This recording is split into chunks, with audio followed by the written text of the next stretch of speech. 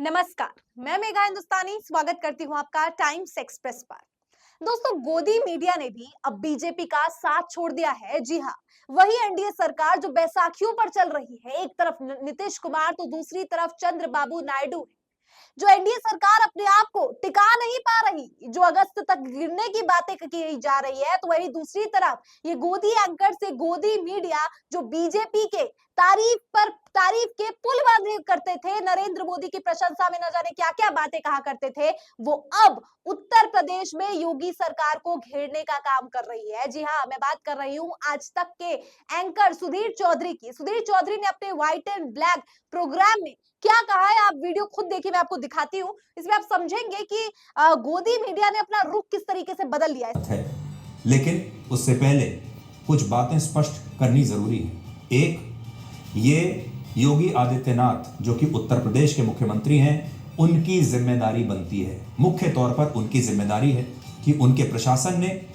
यह सुनिश्चित नहीं किया कि ये 1 लाख लोग सुरक्षित रहें। उनके प्रशासन ने यह सुनिश्चित नहीं किया कि वहां पर उचित इंतजाम किए जाए, वहां पर डॉक्टर रहे, वहां पर एम्बुलेंस का प्रबंध रहे, और जब अस्पताल भी गए तो वहां पर उन्हें उचित इलाज मिले। क्योंकि हाथरस जैसी जगह पर अस्पताल भी ऐसे हैं कि वो इतने सारे लोगों का इलाज करने के लिए उनके पास इतना इंफ्रास्ट्रक्चर है ही नहीं। इसलिए योगी आदित्यनाथ की और उनके प्रशासन की ये पहली जिम्मेदारी बनती है। उन्होंने ये घोषणा तो कर दी कि मैंने इतने बड़े बड़े अधिकारियों को, मंत्रियों को, डीजीपी को वहां पर भेज दिया है, लेकिन ये सारा काम इस दुर्घटना से पहले होना चाहिए था। ये सारा काम उन मंत्रियों को पहले करना चाहिए था, डीजीपी को पहले करना चाहिए था। प्रशासन में जो लोग हैं, वहां के जो डीएम हैं, वहां के जो बाकी के उच्च अधिकारी हैं, उन्हें पहले करना चाहिए था। वहां के जो एसडीएम हैं, जब वो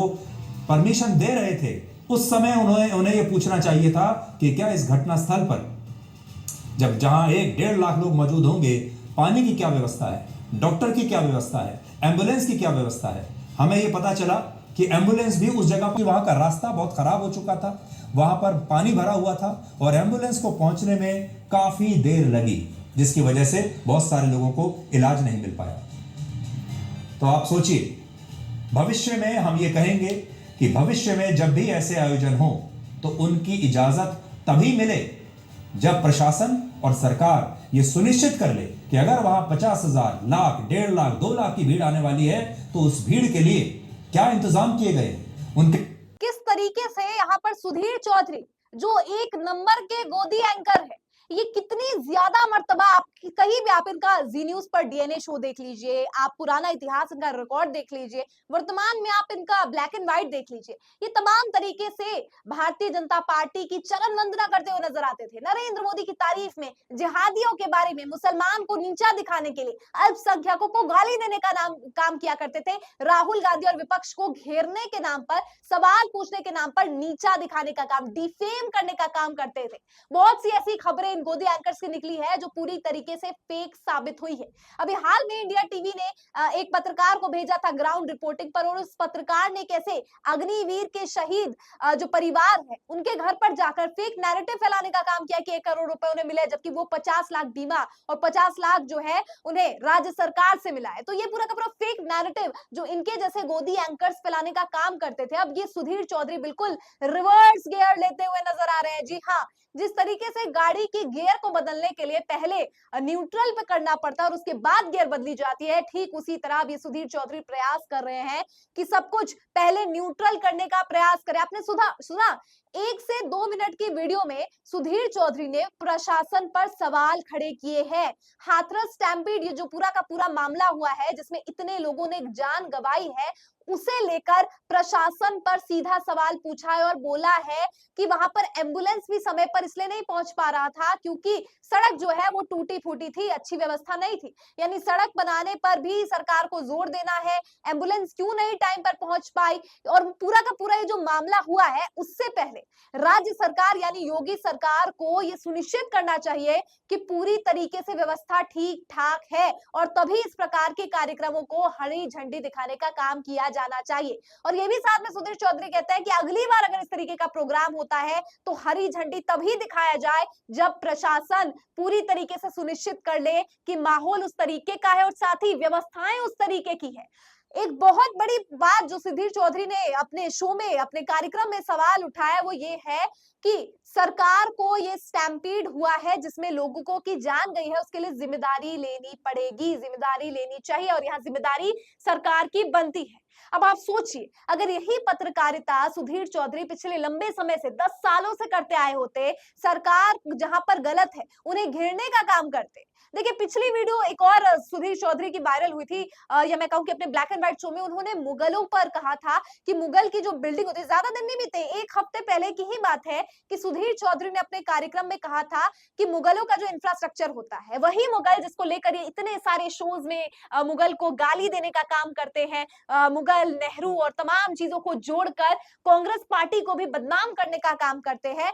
उन्हीं मुगल की ये तारीफ करते हुए दिखते हैं और कहते हैं कि उनके समय का बनाया गया इंफ्रास्ट्रक्चर, और बहुत से उदाहरण उन्होंने दिए हैं कि अंग्रेजों के समय बनाया गया इंफ्रास्ट्रक्चर जैसे हावड़ा ब्रिज हो गया, वो आज तक टिका हुआ है, एक पिलर तक नहीं हिली है। तो आखिरकार क्यों जिस तरीके से पिछले 15 दिनों में 11-12 पुल ढहते हुए बिहार में नजर आए हैं, अटल सेतु में दरार, प्रगति मैदान में पानी घुस गया, इतने एयरपोर्ट के पिलर्स गिर रहे हैं, टर्मिनल्स गिर रहे हैं, सड़क जो पानी बरस रहा है ऊपर से और फिर वहां पर सड़क बनाने का निर्माण किया जा रहा है, मतलब इतने घोटाले रोडवेज, रेलवेज में इस बार क्यों सामने आ रहे हैं? यानी प्रशासन से सीधा सवाल सुधीर चौधरी ने पूछा और इस बार और अभी भी ये राज्य सरकार यानी योगी सरकार पर सीधा हमलावर नजर आ रहे हैं। अब आप लोग सोचेंगे कि आखिरकार ये क्यों हुआ है, तो आपको बता दूं ये एक और बहुत बड़ा संकेत है, बहुत बड़ा सबूत है कि एनडीए सरकार की नींव जो है वो हिल गई है और इस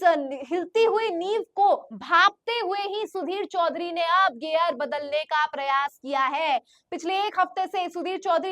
जिस तरीके से अपने प्रोग्राम में प्रशासन से सवाल कर रहे हैं, केंद्र सरकार को घेरने का काम कर रहे हैं और नैतिक जिम्मेदारी लेने की बात कह रहे हैं, और न केवल नैतिक बल्कि ये कह रहे हैं कि प्रशासन इसके लिए जिम्मेदार है और जो कुछ भी जैसे इंफ्रास्ट्रक्चर अगर फेल हो रहा है, ठेकेदार अगर कुछ घूसखोरी हो रही है, कुछ पैसों का हो रहा है कि कुछ हेरफेर किया गया, भ्रष्टाचार हो रहा है, तमाम तरीके की चीजें हो रही है, तो इसके लिए केंद्र सरकार जिम्मेदार है और गलती जो है वो प्रशासन की है। ऐसे में आपको एक और वीडियो याद दिलाना चाहूंगी अर्पिता आर्या का। अर्पिता आर्या जो है वो सवाल पूछते हुए नजर आती है मनोज तिवारी से कि आखिरकार जो सड़कों में दरार आ रहे हैं, जो एयरपोर्ट्स गिर रहे हैं, उसके लिए कौन जिम्मेदार है? तो मनोज तिवारी पूरा का पूरा ठीकरा जो है वो आम आदमी पार्टी पर फोड़ देते हैं और मुद्दा घुमाने का प्रयास करते हैं, विषय ही डाइवर्ट कर देते हैं कि जल भराव जो है वो किस तरीके से हो गया है दिल्ली में और इसके लिए आतिशी जिम्मेदार है या तमाम लोगों को कहते हैं। लेकिन अर्पिता आर्या लगातार जब मनोज तिवारी को कहते हैं नहीं आपकी सरकार जिम्मेदार है, आपकी सरकार क्यों नहीं जिम्मेदारी ले रही है, तो इसमें मनोज तिवारी जो अर्पिता आर्या को ही आम आदमी पार्टी का प्रवक्ता बता देते हैं। मतलब जब